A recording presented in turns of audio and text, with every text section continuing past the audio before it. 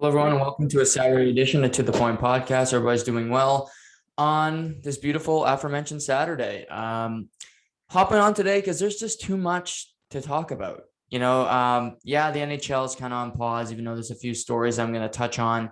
The NBA is on pause. The NFL is in the preseason. But we're in the home stretch of the golf season. We have three weeks left until really the golf season ends. We do have the Ryder Cup after, which obviously will pit the U.S. against the world when it comes to battling in teams, which is not my favorite tournament. But we got the Northern Trust this weekend. We have the BMW the following weekend. And then we have the Tour Championship, where the winner of that tournament will walk away with $15 million in cash. New rule. This is the second year of this new system, where there's 125 men in the field this week. The top 70 qualifiers that will play next week at the BMW, and then the top 30 will play in the final week at the Tour Championship, where in the Tour Championship, it's based on strokes. If you're 30th, you were like 10 strokes back of the leader. You have very little chance of winning.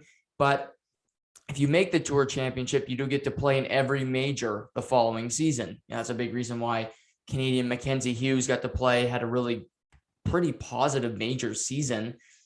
He's sitting in a decent spot. He's at 6 under par so far this tournament. But we have 4 Canadians in the field this week at the Northern Trust. I think we'll have hopefully 2 in the field at the BMW next weekend. Roger Sloan shot 8 over on the first day. It doesn't look good for him. I don't think it's going to be good. It's looking good for him, and potentially Adam Hadwin could be out of the field as well. But for guys like Adam Hadwin, for guys like Roger Sloan, who are not favorites to win majors, who don't often win PGA Tour events, are really in contention, what it does that they're playing at this Northern Trust week 1 of the playoff is it gives them their tour card for next season. And how golf works is it's really like the Premiership in soccer, where if you're not a good team, if you're struggling, you get relegated and you go down to a lower league. In golf, if you don't keep your tour card, you're going to play in the Korn Ferry Tour, which is essentially the AHL. A lot of guys come from the Korn Ferry Tour, but once you get your card, going back there is a scary thought, because you're not making the money you once were. You're not playing in the PGA. It's a demotion. So for guys like Roger Sloan, for Adam Hadwin, for guys like Chesson Headley, who finished 125, the last person to sneak in, he keeps his tour card for another year. And with your tour card, you get to play at big events and you get to set your own schedule. If you have a tour card, if your shoulder is hurting, you can take a week off because you don't have to worry about your employment. If you're on the Korn Ferry, you got to play all the time, because getting wins can get you sponsorship exemptions into tournaments where you can have a good showing and earn a tour card. Golf is tough because you have to be playing well, and you could be injured on the Korn Ferry, or you could be injured without a tour card playing a PGA Tour event, and you're still going to have to go out there and you might chop it up and shoot 6 over par, but you have to try because you want to stay in the top division.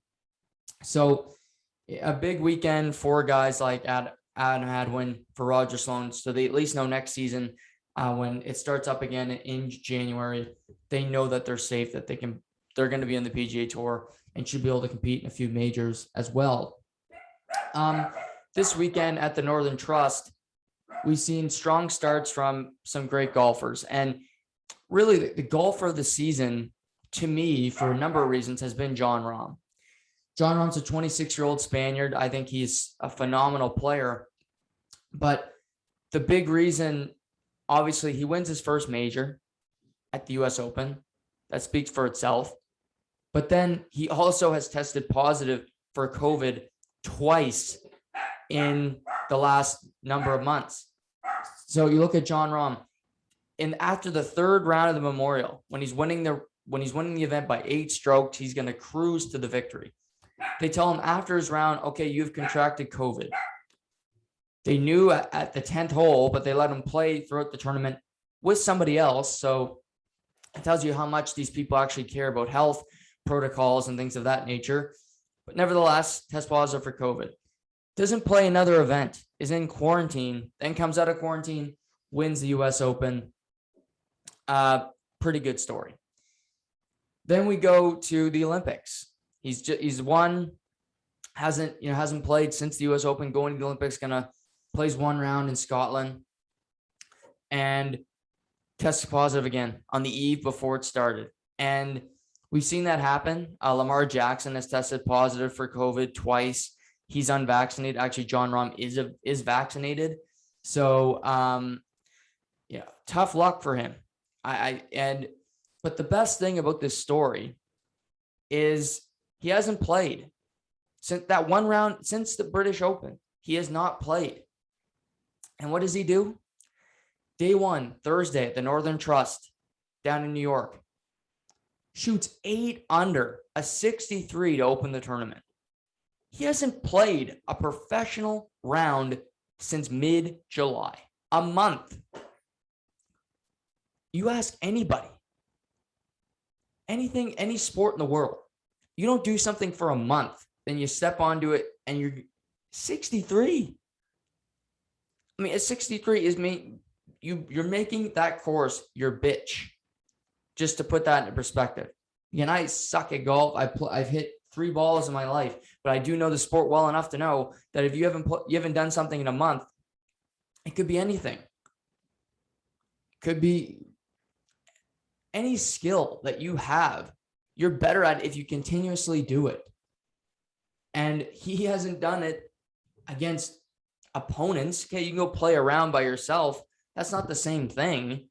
And shoots 8 under. Follows it up yesterday with a 4 under day. And he leads the tournament after 2 rounds. Again, hasn't played in a month. 12 under par so far. He's the best player in the world. The guy, it took him a while to win that first major, but we see what the confidence has done. This year's been such a whirlwind for him, but it doesn't matter. He is just, put me on a course. He's playing against the best players in the world. There's the top 125 in the world this week. He's okay. And day one, Justin Thomas stays even par with him. Justin Thomas has had maybe his worst year on tour. Missed the cut at 2 majors. Was at the Olympics, he was not in contention, where you had guys like Rory Sabatini capture bronze, where Justin Thomas was, back eating shrimp with the Volunteers. He shoots 8 under the first day. And what this can do, you cannot win a major the whole year, but winning these next couple weeks, being number 1 after the Tour Championship, you get $15 million. And what I could see this doing for a guy like Justin Thomas is springboarding his next season. Yes, the next major is only in April. That's a long time, but it'll be here before we know it. Look at it. The summer's almost over. We see how fast things progress in life. And I think he only shot 2 under yesterday, but he's 10 under. He's 2 strokes off the lead. And when Justin Thomas is playing at his best, he's right there with Jon Rahm, with Jordan Spieth, with Brooks Koepka, with these guys. So he's in a position now where he can win this tournament.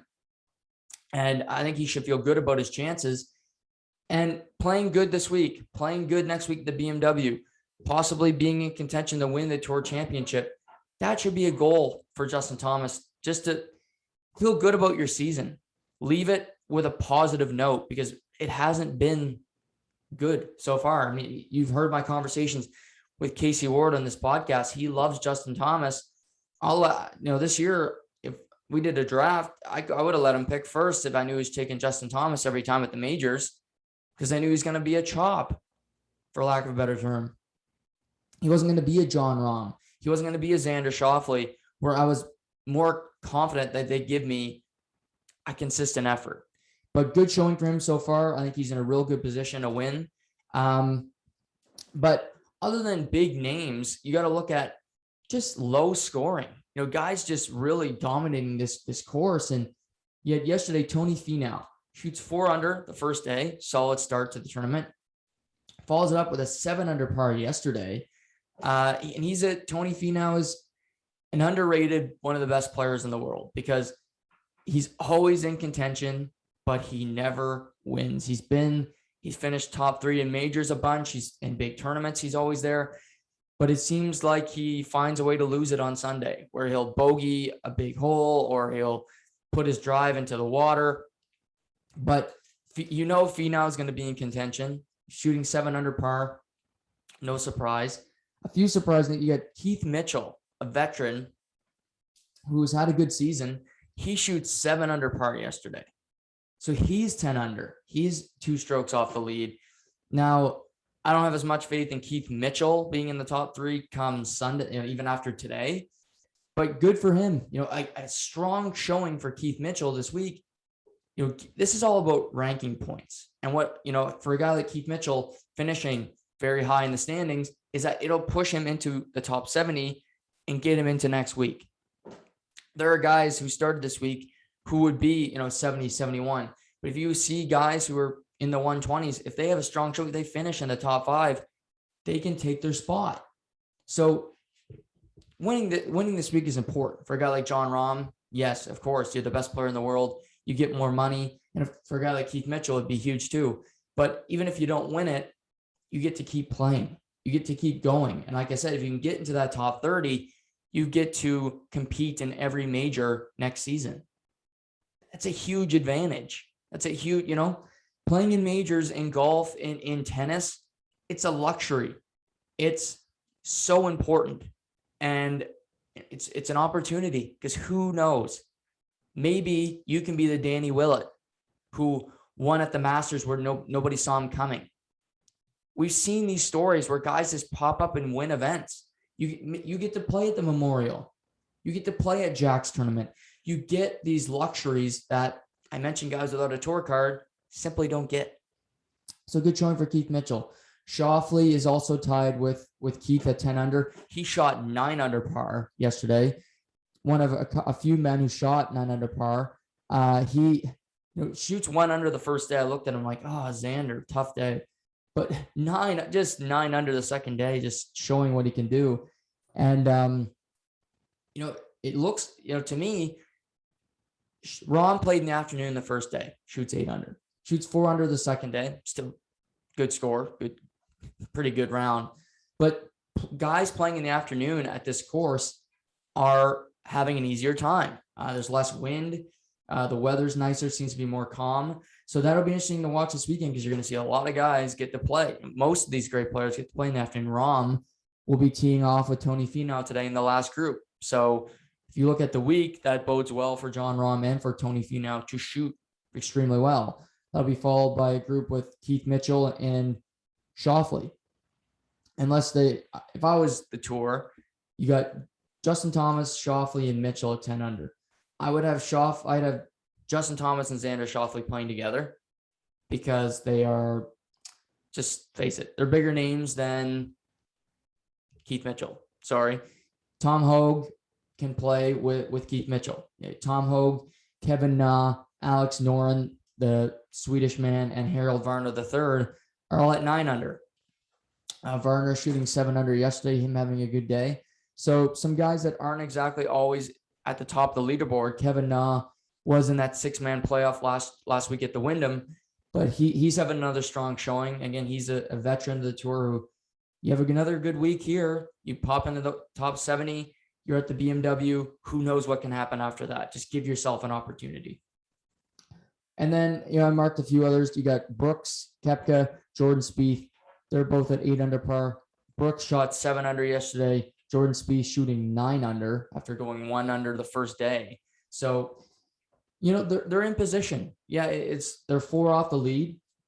When you have guys 4 off the lead that are Brooks Koepka, a multiple-time major winner, you have Jordan Spieth, 8 under, multiple-time major winner, 4 strokes off the lead. You're in a good spot. Go into Saturday, shoot a low round, and who knows? Today, the biggest thing in golf is you see guys who are a few, 5-6 strokes off the lead, and they have a great day on Sunday where they shoot 8 under and they'll finish in the top 5 and they'll be a couple strokes off the lead. And that's good for ranking points, but for guys like Koepka, for Spieth, the only reason you play is to win. Have a strong showing today. Be in one of those final 2 pairs tomorrow. I think you'll see some guys fade off. Like I said, Keith Mitchell, Hogue. Kevin Na played really well last week. You rarely see guys play extremely well back-to-back weeks. I mean, if you look at this week, who was in that playoff, I'll even go through it because it's so interesting because you look at golf and I think tennis is very similar in what happens. But like I said, you got Kevin Na who played in the playoff last week. He's at 9 under. So strong showing from him. I'm surprised he's doing that well, but it's rare.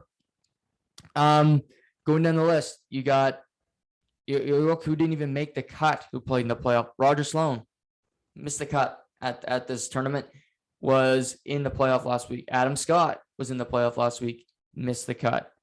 Trying to find a few. Siwoo Kim was in that playoff last week, missed the cut.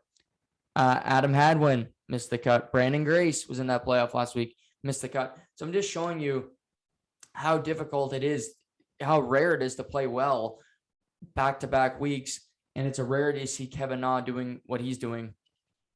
Before we move on from golf, I will say a man who missed the cut, and it's really been a disastrous season for him, and that's Dustin Johnson. Dustin Johnson never came close to winning a major. You could say maybe the British, but he was kind of a Jon Rahm special where he made a push on Sunday and it looked closer than it was. But he missed the cut at the Masters and at the PGA. He didn't have many. He had 2 top 5 finishes all year. And it was just a really poor season for Dustin Johnson. After what he did at this, winning Augusta last October, winning at this tournament, the Northern Trust last year, finishing second at the BMW, losing to Jon Rahm in a playoff, and then winning the Tour Championship. He had one of the best stretches in the history of golf. In 5 tournaments, I think he went 1-1, 2-1-1. That's domination, Holmes. And it's just been the complete opposite for him this season. And, the world golf rankings are really stupid to me. I don't know how they come up with them, because you have guys that you're like, how did he even, get there? How is Dustin Johnson still ranked as number 1 player in the world? Well, finally, Jon Rahm surpassed him, which makes perfect sense because he should be. But he's in his late 30s, so he can turn it around. And it's a poor season. I think I'd be saying more about Justin Thomas, but Justin Thomas is having such a strong round today where Dustin Johnson is not going to be playing next week at the BMW. He's missing the cut this week at the Northern Trust. So it's right in your face that this guy is struggling in a major way.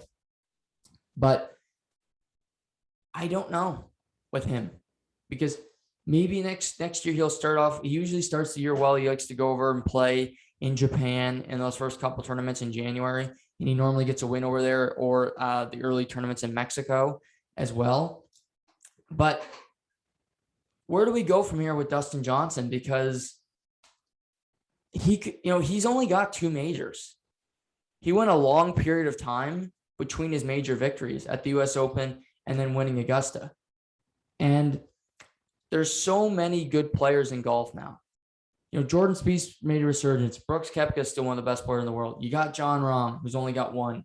You got Colin Morikawa, who's already got 2. Xander Schauffele hasn't won one yet, but I'd be surprised if he doesn't win one by the time his career is over. Justin Thomas is still a very good player. I could go on and on. Victor Hovland. But where does he fit in? Does he win another major? If I was a betting man, which I'm not, but just for right now, talking, I don't think he's going to. If I had to bet, I'd say no. And, I could very well be wrong, because I remember talking with friends at the time and I said Tiger will never win another major, and I was proven wrong. And I admitted that to, Tiger Woods super fans, fanboys. However, Tiger Woods won that major, and what's he done since? He's been, before his crash, which obviously was terrible, he was missing cuts. He was chopping it around. You look at Phil. he wins a major at 50. So maybe Dustin Johnson can win another one. He's so talented. He can drive the ball as far as anybody in the game. But I just look at him and I don't have a whole lot of confidence that he's going to be a guy that wins, another major in his career. I just think there's too many good young players coming up that are going to, and I think golf is going to be so competitive in such a good way. You see guys like Rory McIlroy, like Dustin Johnson, they're being pushed out by these better players.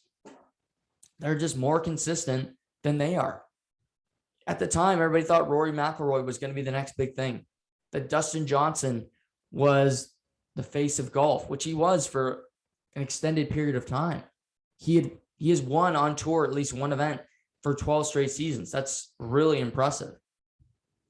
But I don't think he'll win another one before his career is over. And again, I could be wrong, and I'll admit that if I'm wrong. But just with the talent, and then there's always just an outlier major where somebody wins one where you're like, who? Who won? And it's just not a surprise anymore. Like Danny Willett, guys can find a way to win a major. That Gary Woodland, looking back, him winning the U.S. Open, Gary Woodland was not a favorite to win the U.S. Open, but he found a way to win it. And I think guys like that, an outlier, has a better chance, the field, so to speak. I'd take the field every major over Dustin Johnson head to head. And there's guys where I would take Jon Rahm against the field in many tournaments. We'll see what happens with Dustin Johnson. Obviously, really the worst season of his career so far, and we'll see what he can do to rebound. But he'll be looking for bigger and better things on the horizon as he's battling through a tough stretch of his career here. The NHL. Yesterday, King Henrik, aka Henrik Lundqvist, announced his retirement from the NHL after 15 seasons in the league. Henrik is a legend of New York, one of the best players in team history. When you think of Messier, when you go down the best players, when you think of Graves and Yager, and Yager didn't win a cup there, I still think he's one of the best players to ever play there. You go down the Rangers all-time list, King Henrik will be on that list. He didn't win a Stanley Cup in New York, but damn it, he did everything he possibly could to try to help them. He got them to a Stanley Cup final in 2014. They came up short against the LA Kings. But you look at his career, he's one of the best players to never win a Stanley Cup. And, Roberto Luongo tweeted out yesterday. Roberto's a great Twitter follow if you're on Twitter. He said, let's start a podcast, two Hall of Famers, no cups. And I love that from Luongo, because both these guys will be going into the NHL Hockey Hall of Fame. And Lundqvist, to me, he got his Stanley Cup, so to speak, in 2006 when Sweden won the Olympic gold medal.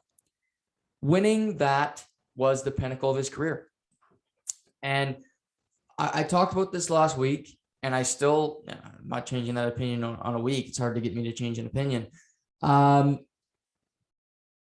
European players, for most, I think, winning the Olympic gold medal is more important than winning a Stanley Cup.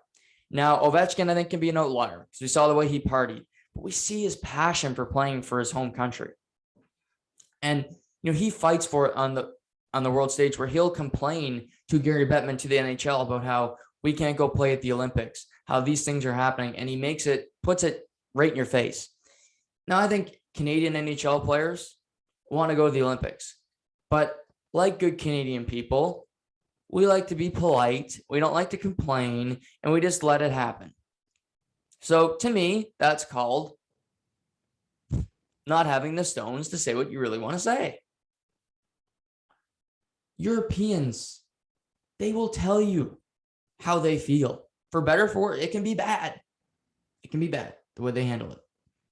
But to their credit, because I have similar instincts, let's put everything on the table. And to me, not having the gumption, not having the forcefulness to say, you know what, I really want to play at the Olympics, and I'm going to let you know that I'm not okay with what you're proposing. That's Noah to the core. That's why I'm on this podcast. That's why I do what I do. And Canadians, yes, most of us are very nice people. And we don't like to rock the boat. And we're very polite and we're good people. And you have a whole other podcast about the good people debate in this world today, but we'll save that one for Monday maybe. But winning it for the Europeans, you just see it in their face, what it means to them. For bringing that home to Sweden, with all due respect to this country, means a hell of a lot more. Because guess what? We win the Olympic gold medal, we forget about it in 2 days. We do. Because there's an NHL game, there's a baseball game, and it's not really our fault, but there's other things happening. There's other sports. Like, who won the men's decathlon?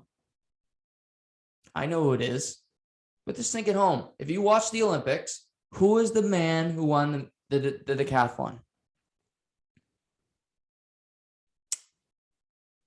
Maybe I'll say it at the end of the show. But it's a little pop quiz because I had to think about, I remember in 2 weeks? Probably not. Because I'm watching football and there's the US Open in tennis coming up, which we'll talk about. And things happen. When Finland wins a World Hockey Championship, which is on TSN, I watched the entire tournament, but I wouldn't say it's widely popular because it's on during the NHL playoffs. They hold parades. They have statues of those players. It's a world. It's the most watched thing on television in Finland. They stay up till wherever the tournament is. They're up all night watching the game. We're not in Canada because we have other things. But it's just when you represent your country for a European nation, whether it's Sweden, Finland, Mother Russia, there's just something about it. And I'm not putting down our athletes, but our player. I think this is just a fact. When NHL players lose in the playoffs, and you have, in a normal year, no COVID, you have the option to go play for the World Hockey Championship. How often do Canadian players go? Tell you, rare. How often do Russian players go? Almost every freaking year. Last year, Bobrovsky, Kuznetsov went over. Orlov to play for Russia. That's what happens. Canada had 0. Now, we won the tournament. I'm proud we won that. But I'm just saying there's a patriotic thing about it. And I think for Henrik Lundqvist, that was the pinnacle of his career. And I think he'll be a Hall of Famer. They said next year he's going to have his jersey retired in New York. Completely fitting to me. Nobody should wear that jersey. And he held that net with grace. And you look him off the ice, the guy still looks dynamite, you know. He's got a fashion line. He's going to do well outside of hockey. I don't think maybe he'll work for the Rangers one day and do what the Scenes are doing. You know, there are also Swedes that are now working in hockey ops. Maybe Lundqvist has interest in that. But he's got his fashion. I think he's got his own fashion line. He's got other projects he's going to want to explore. So he's going to have a busy career. But what I do love when I juxtapose Lundqvist on the ice, off the ice, I do think he held the net with grace. However, I love this competitive spirit because if a defenseman got in his line of vision and a puck went by him, he gave him a death stare. And I appreciate that because it shows his competitiveness. It shows how much he cares. And I love that from Hank, where he would just give guys a death stare. Or if they threw a pizza up the middle and it was tape to tape and then they beat Henrik under the glove, he would rip them apart. And the defenseman would sometimes go back at him and say, maybe make a save. But I think it created an environment where guys would play harder or play smarter because I don't want to hear it from Hank.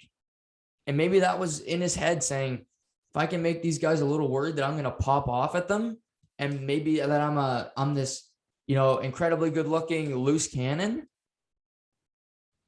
That's one thing I'll always remember about Henrik is just his competitive fire, and that guys got in front of that, he would slash them and he would go at, I like that from goalies. Martin Brodeur was the same way. The whole Sean Avery incident, but there was guys in front of him when he played the Rangers back in the day. He would hack the hell out of Avery, and he would hack the hell out of Derek Stepan when they battled in 2012 in the conference final. And it was just a constant war between these teams. And I'll always remember Lundqvist for having that competitive spirit, having that fire in his belly. And I appreciate it, the way he handled his business, and the way he took that net over and really was, the building block of the New York Rangers for many years. He was the selling point of that franchise, and kudos to him. He had to go through open heart surgery last year. He was hoping to play for Washington after the Rangers bought him out. Couldn't play because of that. And, he said he's at peace with his career. So that's the main thing. If he can walk away, be happy about it, be content, and just, I know I believe he has children. I'm not really sure. If he doesn't, life's even better. So go enjoy. I think he's got kids, but if anybody's met me that, I don't like children. So no kids, happy life. Screw the wife saying, but we'll see what he does following his career, but great career for Henrik and well-deserved and happy retirement.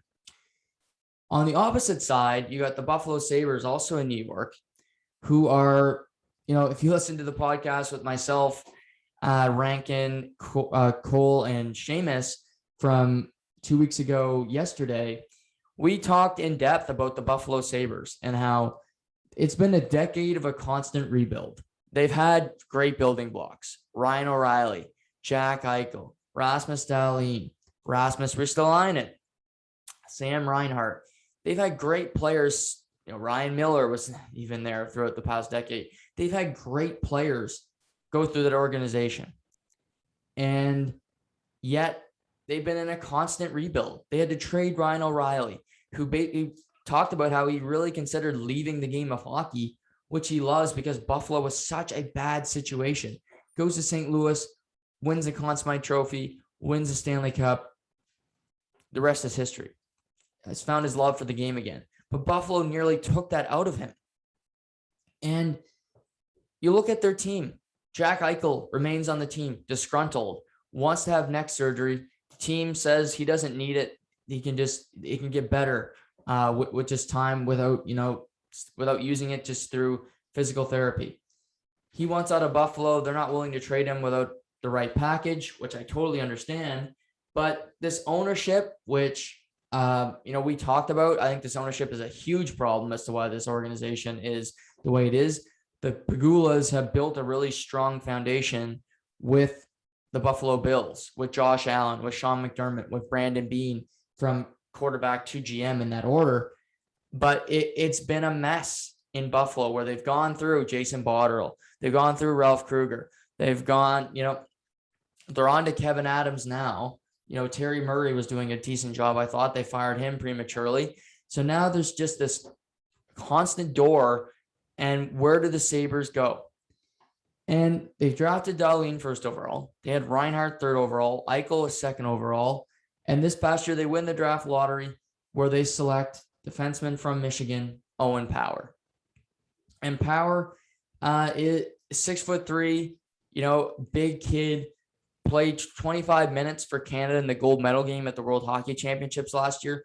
The kid's going to be really good. However, he doesn't have to look far to see a first overall defenseman not hit the peak that everybody thought he was. Rasmus Dahlin was talked about coming into the league, that he was going to be the next great defenseman. He was going to be the Cale Makar. He was going to be the Miro Heiskanen. He was going to be even a Quinn Hughes at a lower scale.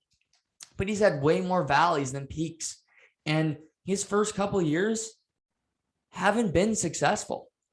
His Casey talked about this on the podcast this week, plus minus. It's not my favorite statistic because I think you need to really watch the game in order to judge plus minus. If your defenseman throws a pizza up the middle and you're on the ice, that's not your fault. But older people, like a couple of people I used to live with, love plus minus and think it's the be all end all of statistics. But you got to watch the game to know if a player really played well. You could watch a game and a guy could get 4 points. And believe me, I know this because I watched a Q game this year. Not going to mention the player, but he had 4 points in the game. And if you would ask me how he played after, I would say he played terrible. 4 points, defenseman. And he just got awful. But he had 4 points. Just because you have points doesn't mean you play well. Just because you have a strong plus minus doesn't mean you played well either. But Dahlin's has top plus minus. His points haven't been where you want it to be. And he's been a number one defenseman on a terrible team. And you look this offseason, Ristolainen's gone. Reinhardt's gone. Eichel is not going to play. I don't know what's going to happen with him. He's not playing for Buffalo again. They're going to finish bottom 3 in the NHL next year. They haven't dropped the puck yet, and I can guarantee that. They'll probably finish bottom 2. Them in Arizona are so pathetic. They're just offloading any player that they think can add value. And Owen Power, seeing the nightmare that is Buffalo, I'm sure he wasn't stoked when Buffalo won the draft lottery. He's decided to go back to Michigan for a sophomore season. I think this is one of the smartest decisions I've seen in a long time. You know, it's always, the first overall pick has to go to the NHL. And normally, they have no choice. Guess what? If you play in the queue, the team can send you back to the queue, or you're playing in the NHL. That's it. If you can want to go back to the queue, team can say, no, you're staying up here. So your career is harnessed. You're stuck. You have to stay in this bad position where your career could go down the tubes. Owen Power, however, he plays for Michigan, where he can go play NCAA. Now, the NCAA is a terrible organization. I'll never support them, but I do like that route better. And I think just this model of Owen Power, a first overall pick, going back to school could be the launching point for my take that I think will be proven correct in the next, could be less than a decade. And that's that the NCAA and going to school is the better route to becoming a full-time, solid NHL player. Obviously, Owen Power is the first overall pick, but we've seen first overall picks flame out. Rasmus Dahlin is not looking like a first overall pick. But in your career, you should have a say in how it goes. And if Owen Power played for the Buffalo Sabres next year, it's highly likely that he would have a terrible season, that he wouldn't win the Calder Trophy, that his plus minus, and every 55-year-old would say, this kid stinks. And I look around and say, why do that? This is your career. You shouldn't have to go, will we see more Henrik Lundqvists? Will we see more John Elways, Eli Mannings that just said, I'm not going there. That's not going to help my career. And Lindros was more about, I don't want to go to play to Quebec. But players should look and say, yeah, you haven't earned anything in the NHL. But if you want to be successful, and you see, like, this Buffalo organization is one of the worst organizations as it currently is constituted that I've seen in a very long time. They don't have stable ownership. They have an inexperienced GM. They have a captain / best player who can't stand the organization. They don't let him have surgery. They offload every player that has value. I'm not going to that. If this team's in the same position, which they likely will be next year, where maybe they won't win the draft lottery, but if they do, and it's another first overall pick and Berard can go there, I'm not going to Buffalo. It's your career. And if you can get out of a bad situation, you should use every bit of leverage you have to do so. And Owen Power is not saying, he's being a good Canadian in the sense, saying, I want to go back to school. I didn't get a great experience. COVID was last year. I'd go play for the World Juniors, dominate that tournament. I never got that experience because my coach wouldn't let me last year. I just want to have that experience. And maybe he will end up being a Buffalo Sabre. But I do think if you want to be that good Canadian and not want to stand out the draft, going the NCAA route and not going to the Q, it gives you that option to say, yeah, it doesn't smell so good in Arizona right now. And, it doesn't smell so good in Buffalo, or it doesn't look so good in Columbus. I don't want to go there because I'm going to be a big fish in a very small pond with a bunch of minnows that I have to pass the puck to. And we're going to have a bunch of sharks swimming around us and just tear us apart. And my confidence is going to get shot. The media is going to write terrible articles about my play. And then who knows where your career goes? Where's Dahlin's career going? I don't know. The likelihood of him being a number one defenseman is very slim right now. And it's not because he doesn't have the talent, but you just look at his career so far, the trajectory does not, just shout out number one defenseman to you. And I applaud Owen Power for exercising his right, because he's going the NCAA route, to say, I'm going back to Michigan. And maybe it's because he just wants to go back to school, but I think this kid's smart. And he says, I'm not a guy covered in honey jumping into a friggin' bee's nest. And that's what it would be. I think Owen Power is making the right decision for him. And I think younger players have every right to do what they think is best for their career. Did it work out for Henrik Lundqvist? You could argue yes, you could argue no. I think Henrik Lundqvist, for a period of time, was bar none the best player in the NHL. I think if he doesn't get injured, I think he could have went down as the best player in the history of the NHL. And that includes Wayne Gretzky. I think Henrik Lundqvist at his peak is better than Sidney Crosby. That might be a hot take. His physical ability, his size, and the way he handled the game, I believe Henrik Lundqvist was so dominant, more than Sidney Crosby ever was. That's not putting down Sidney Crosby. I know people don't think I don't like him. I hate his media sessions, but I think Lindros could have been a top 5 player all time. That's basically what I'm saying. I think he could have been the best. Look at John Elway.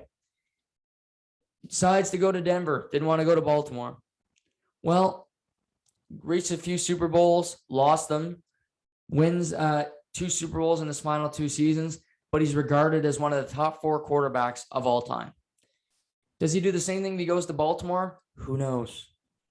But he won 2 Super Bowls, and he's in the top. Most people have him in the top 5 quarterbacks of all time.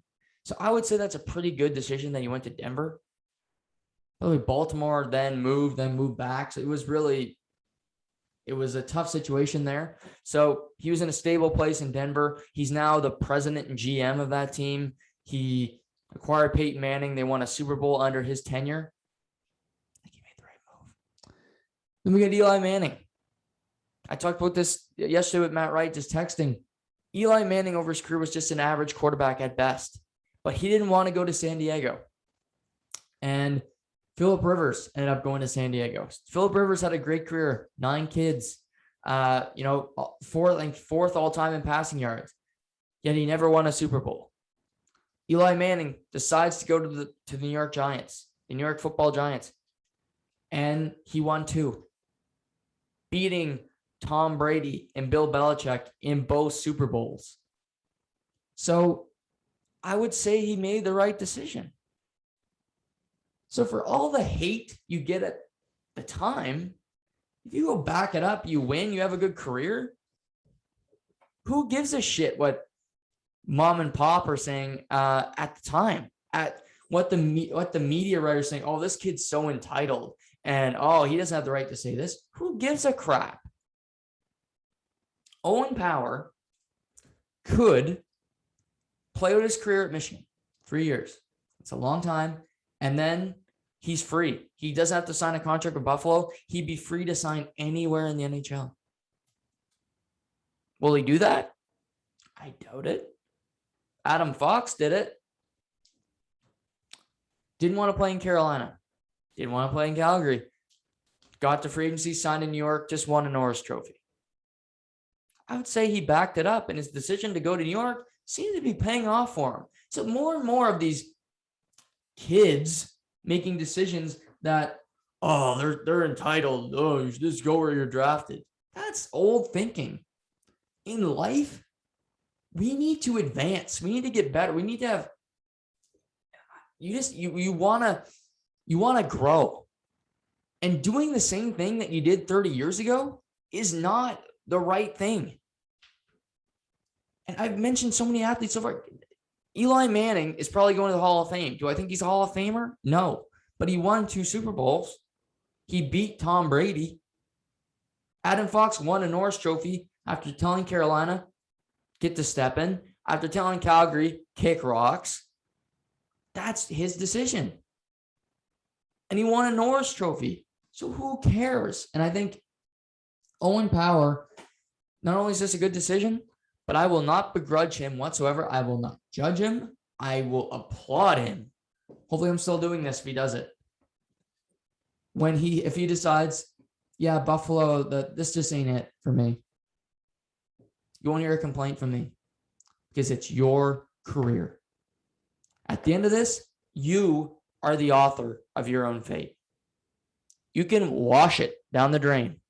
And there are guys who requested trades and they didn't back it up. I look at Alex Semin. I look at guys who just didn't, who said, get me out of here. And you go to your next spot was a disaster. For a long time, it looked like Antonio Brown was that guy. He was in Pittsburgh, missing meetings, was a pain in the ass, was a diva. Then he goes to Oakland, was just a mockery there. But it humbled him. He missed out on $30 million, finally gets to Tampa Bay, learns that, the NFL is going to move on without you, Antonio Brown. NFL has moved on without John Elway, without Peyton Manning. When Tom Brady retires, guess what? The next Sunday, they're going to be playing football. And it took him $30 million to become a cog in the machine. He's a story that you don't really want. You don't want to miss out on that kind of money in your career. And there's bad stories of guys that just entitled that didn't back it up. But if you're a kid that's got that pizzazz, that's got that oomph, that works, that where you say you want to go and you get there and it works out for you, you don't deserve any criticism. You deserve all the adulation for having the stones to do it and saying, this is my career. I'm going to do what I can with it. So congratulations to Owen Power. Also another NHL story, the Glendale Arena, the Arizona Coyotes is currently playing, announced, I believe it was Thursday, that this year will be the last year that the Coyotes will be playing at said arena. They had a year-to-year agreement. The 2021-2022 season will be the last year that they'll be playing. And it's just another example of a bad organization where Arizona has not been a good spot for the NHL. I think this will be, after this year, to be the 3rd rank. So they'll be looking for their 4th new location. And their crowds are terrible. They can't get funding to build a rink because that's taxpayer money. They're not going to want to do that. So now the NHL will be scrambling to find Arizona a new home. And the best thing the NHL could do is move the Arizona Coyotes. However, I believe there's a 1% chance of that happening. And the reason is because Gary Bettman, like all of us, has an ego. Gary Bettman brought the team from Winnipeg to Arizona originally. And, we've seen warm weather states really do well. LA, San Jose, Anaheim. They do have strong fan bases. Tampa Bay Lightning. Florida hasn't exactly worked out, but Arizona hasn't really worked from the get-go. And we have seen NHL players from Arizona come into the NHL, obviously Austin Matthews being at the forefront of that. But the fan base has never loved the Arizona Coyotes. The fan base has been very minimal. And I look at this and say, the best thing is not just to find another location and then go through this again in 2 years and find new ownership, and the NHL continues to have to save this franchise. The best thing is to move it. And, I don't think it has to be Quebec City. And I get why Gary Bettman doesn't want to have another team in Canada, because there's that US dollar, which means a lot to the league. And I do think whenever Gary Bettman leaves the NHL, the new commissioner will be more likely to move some of these franchises that aren't doing as well. You look at Arizona, Florida, just two off the top of my head, where they don't get good fan bases, and you say, you know what? I didn't bring these teams. I have no connection to Florida. I have no connection to Glendale or Scottsdale in Arizona. Let's move it. And, maybe Houston, maybe Quebec City will be interested in that time. But I do not think this means, I don't think the Arizona Coyotes are going anywhere. And I think Arizona, with a rink, you'd think with a rink downtown, this could be a really good area, because NHL players could play golf 365 days a year. And you don't want it to be a retirement, location. But at the same time, it does have its perks. Like I said, you have golf, you have warm weather. It's the same as Florida, except Florida gets a little chillier in the September months. It's always warm in Arizona. And, I think Houston would be interesting to have a team there. Obviously, everybody would be clamoring for Quebec City. I'm not clamoring for a team in Quebec City. Have you ever been to Quebec City? So I don't think this team's moving anywhere, but it is news. They'll have to find a new location, and we'll see how that goes. But, Buffalo, Arizona continue to stay in the headlines during, the August months for all the wrong reasons. NFL preseason just continues to roll on. Many games today, including Bears at Dolphins, where we'll see Justin Fields make his second start. We'll see Jets, Packers, where Zach Wilson will be competing against perhaps Jordan Love, even though he's dealing with a shoulder issue. So he may not be in the lineup today for Green Bay. No Aaron Rodgers in that game. We'll also see tonight, looking around the league, you'll see the Cowboys without Dak Prescott. We'll see Tom Brady supposed to play close to a half for the Buccaneers against Tennessee tonight. See a Big Ben. I don't believe he's going to play in the preseason. Jared Goff play for the Lions. So some interesting storylines. Denver, Drew Lock and Teddy Bridgewater battling for their starting quarterback job. But to me, of the preseason, the most interesting battle has been at quarterback for the New England Patriots. That would be Cam Newton, the veteran, the former MVP, against Mac Jones, the rookie 15th overall pick in this past year's draft. And they both played against the Eagles Thursday night. They played against second stringers. So that's, keep that in a grain of salt, where the Eagles didn't play many defensive starters. They didn't play their entire offensive line. Jalen Hurts was pulled from the start early because of a stomach issue. So they played, it was really a disaster of a team. Joe Flacco was starting. I can't believe he's on a roster. That's how terrible he looked in that start. But again, there's some bad backup quarterbacks out there. Philly is definitely a team that has one. But for me, what it proved is that I don't think Mac Jones was going to be the week one start unless Cam Newton really looked terrible. But Thursday night, Cam Newton looked more like the old Cam Newton. He's 2 years off of shoulder surgery now. Last year, he had COVID, and we've heard stories of how it really affects people. Jason Tatum, the Celtics, said he played during the playoffs. He still wasn't the same guy. He had a hard time breathing. Lamar Jackson talked about how it really took a lot out of him. And recently, the left tackle, Deion Dawkins for the Buffalo Bills, talked about how he lost 15 pounds having COVID, and he's actually had his second shot, but it was during that 2-week incubation period where it wasn't completely settled in yet, and he feared for his life. So real stuff. I think it hit Cam hard. So he wasn't the same last year. He was also throwing to a bunch of bums. Let's just be honest. Bill Belichick had left that cupboard very bare, and it was really a tough situation for Cam. But in the offseason, they got Hunter Henry, they got Jonnu Smith, they got Kendrick Bourne, they got Nelson Aguilar, and they've got a plethora of great running backs. But for me, Cam Newton, he looked the part. What I love most seeing from him was him not running, scrambling for a first down, but stepping up in the pocket, sliding, avoiding a sack, and throwing a dart, including a pass. He threw a nice quick slant to Kendrick Bourne.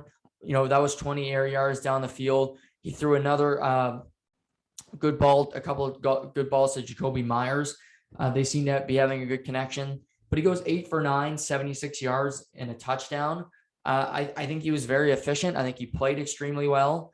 And to me, he didn't have to be perfect, but he earned the starting job to me. Mac Jones came in, played well, 13 for 19, 146. He threw a couple of really nice passes, including stepping up in the tight window to Gunnar Olszewski that looked good. But I look at this team and I think Bill, he's got a couple ways he can do this.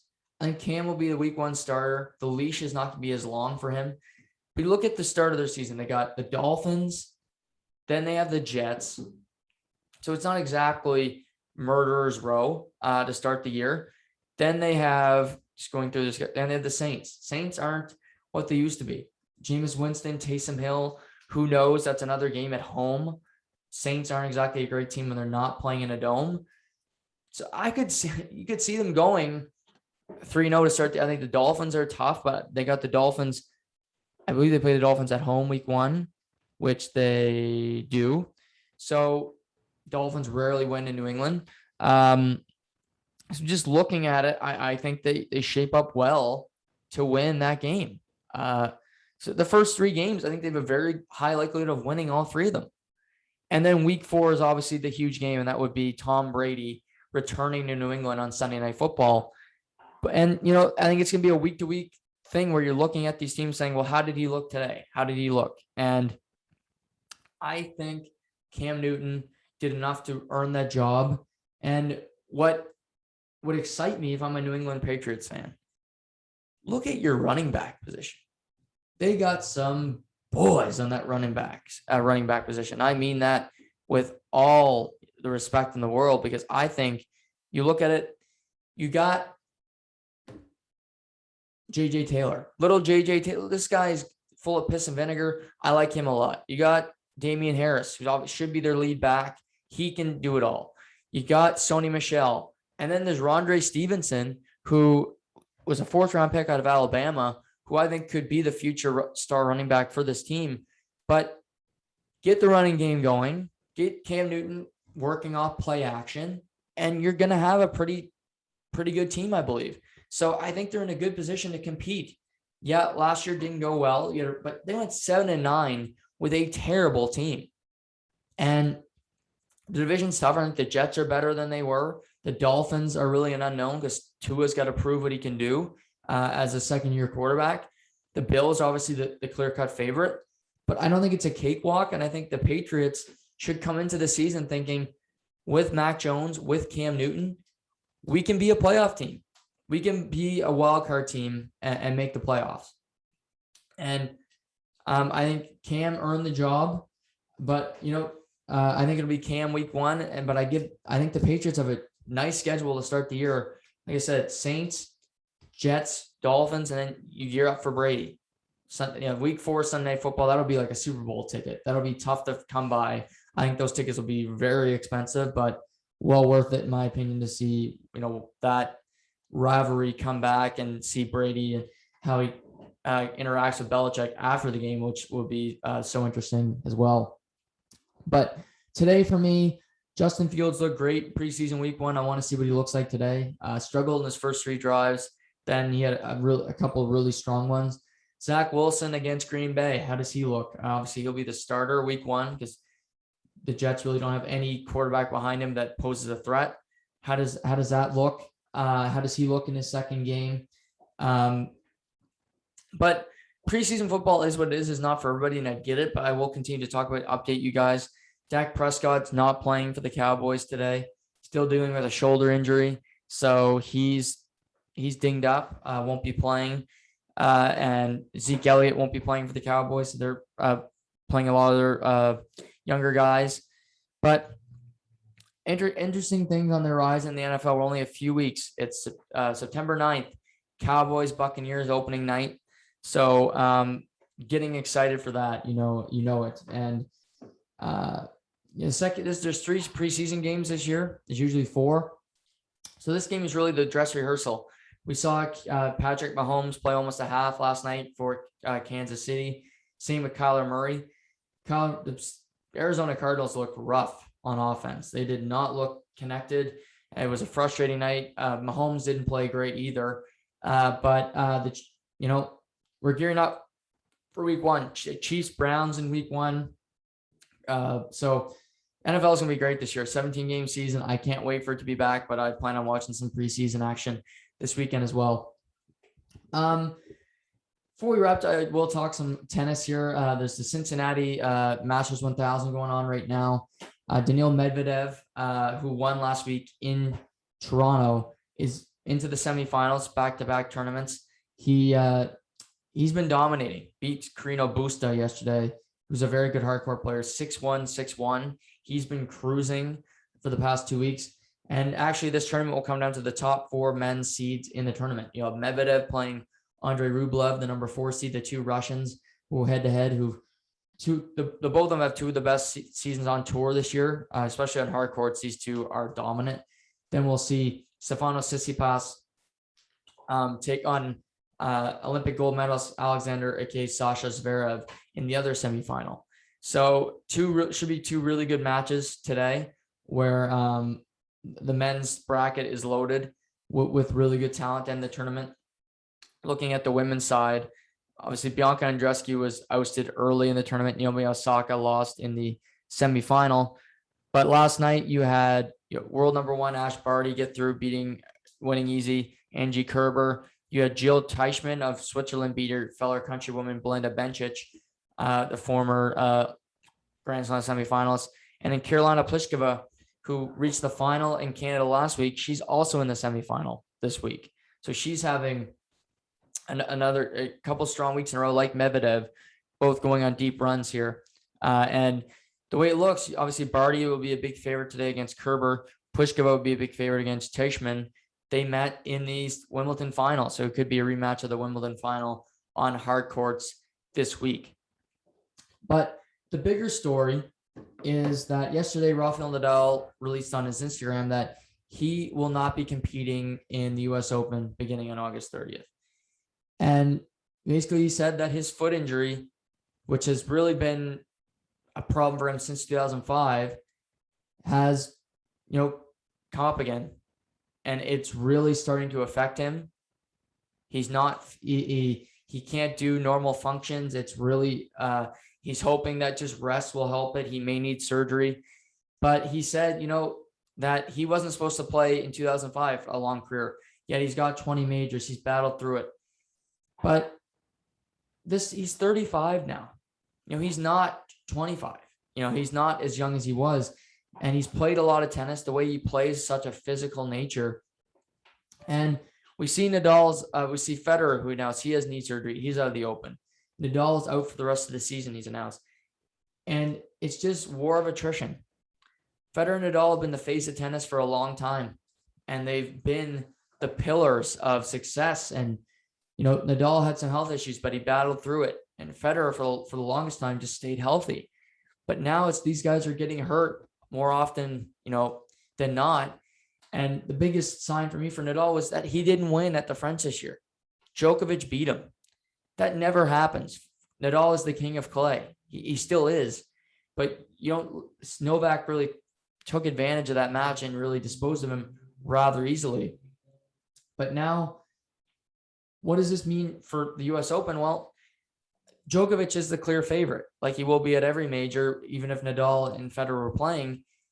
But what is, you look at Medvedev, who's cruised this week. He'll obviously be a big favorite at the Open. You got Tsitsipas, who was in the final at the French. You got Zverev, who beat Djokovic at the Olympics. Rublev. I just think what it does is, with no Nadal, with no Federer, it leaves an opportunity for a guy to emerge as the second best player in the world. And you can see that Medvedev is the second best ranked player in the world right now, but he's not better than Nadal. He's never won a major. And can a guy break through and beat Djokovic in a final? That's when you know somebody's made it. Dominic Thiem won the U.S. Open last year, but Djokovic was out because he hit a ball woman and he beat Sasha Zverev. He wins a major, but it's an asterisk major. Juan Martín del Potro beat Federer at the U.S. Open. That's legit. Andy Murray beat Djokovic at the French. He beat Federer at the Olympics at Wimbledon in the final. That's real stuff. That's winning. That's beating the best at the time to win your major. And I think seeing a guy like, could a Medvedev do it? To me, he's got the best chance. He lost to Nadal in 2019. Hard court's his best surface. He's playing some of the best tennis of his life right now. And he's going to ride a lot of momentum heading into this tournament. Djokovic didn't play in Toronto. He's not playing this week at Cincinnati. So he hasn't played since the Olympics, which I think will be fine for him. But can Medvedev ride this wave of momentum and win his first major title? With no Nadal, it gives these guys the best opportunity that they've had in a long time to do that. Monday, I'll get into baseball. Some really interesting things. The NL wildcard, Cincinnati Reds are now tied with San Diego Padres for the second wildcard spot. Joey Votto has been the leading force of that charge. NL West is getting it. The Giants are stifling a bit. Dodgers are red hot. With the red hot Yankees, the Blue Jays struggle, including a disastrous loss last night to Detroit Tigers. They've lost. They're 3-7 in their last 10 games. So we'll see how the weekend goes. But we'll talk CFL Monday. We'll talk about the Northern Trust. We'll get into all of it. But hope you guys enjoyed the show today. Have a great weekend, everybody, and we'll be back soon. Thanks.